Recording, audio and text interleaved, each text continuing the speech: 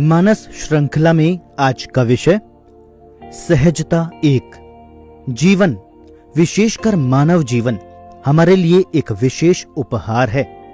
ये अत्यंत दुर्लभ है, फिर भी हमें मिला है। हमें इसका सुख भोगना चाहिए। क्या नहीं मिला, इस चिंता में जो कुछ मिला है उसका सुख हाथ से छूट ना जाए। मिलने की सीमा नहीं है, अतः कुछ ना कुछ कमी तो सदा ही बनी रहेगी।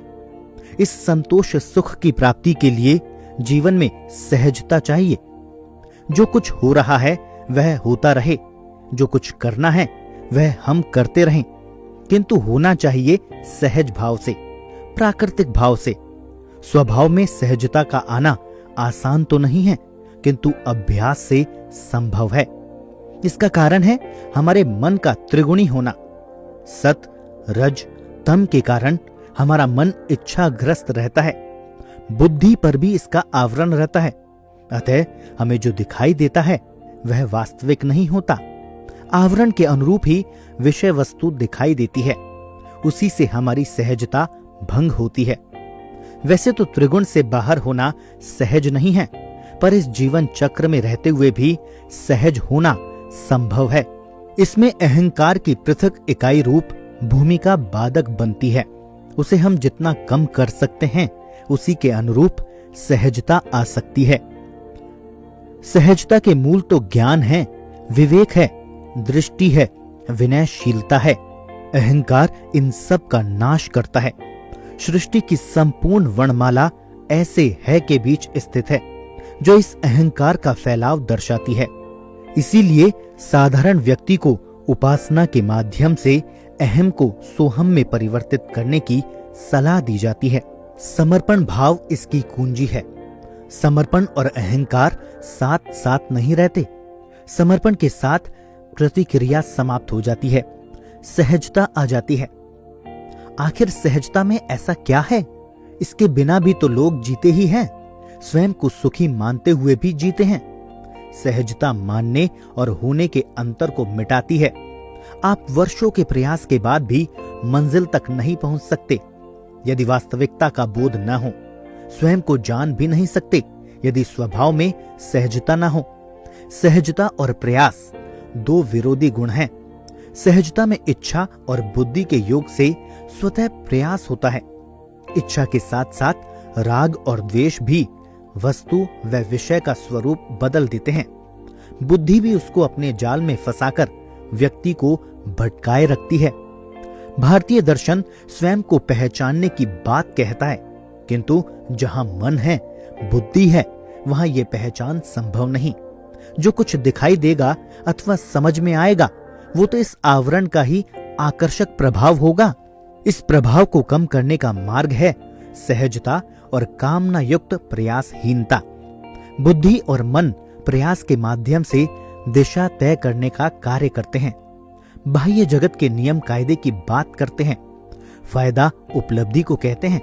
उपलब्धि यद्यपि मानव जीवन प्राप्ति का चरम लक्ष्य है, किंतु इंद्रियों की पकड़ में आने वाली दुनिया के अतिरिक्त एक अदृष्ट दुनिया भी है जो बाहर न होकर भीतर है।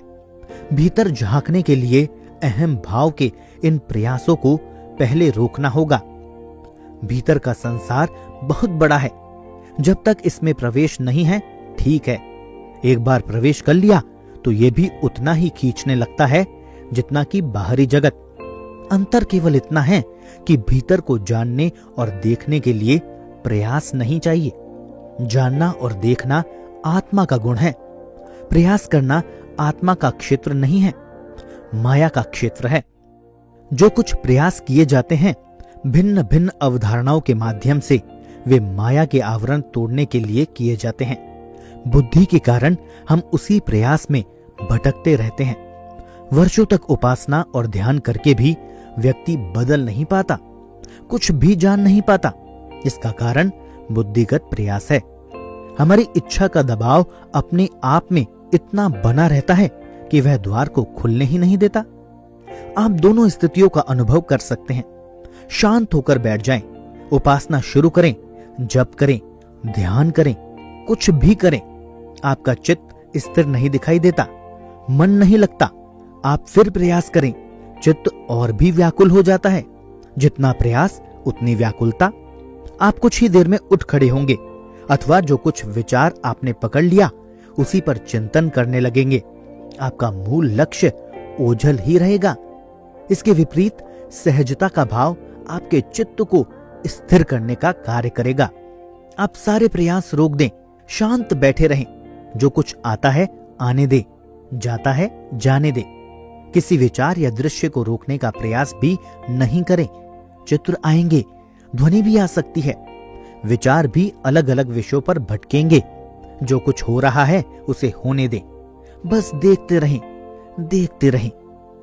मन का ये संकल्प कि मुझे केवल देखना है, कुछ करना नहीं है, आपकी बुद्धि को शिथिल रखेगा, शरीर को शिथिल रखेगा, इंद्रियों को शिथिल रखेगा। आपके सामने जो कुछ आ रहा है वो धीरे धीरे कम होने लगेगा। आपकी गहनता बढ़ती जाएगी। आप मन के धरातल को पार करेंगे और केवल सहजता के सहारे प्रकाश क्षेत्र में प्रवेश कर सकेंगे। जहां प्रयास किया वहीं रुकावट आई। कई बार जल्दी करने के प्रयास भी रुकावट का माध्यम बन जाते हैं। भाव भूमि तैयार करने में समय लगता है, मन को निर्मल होने में समय लगता है, पात्रता पैदा करना भी आवश्यक है। सहजता इन सब कार्यों को अल्प अवधि में करा सकती है। सभी बाधाओं को सहजता से पार किया जा सकता है, स्वयं तक पहुंचा जा सकता है।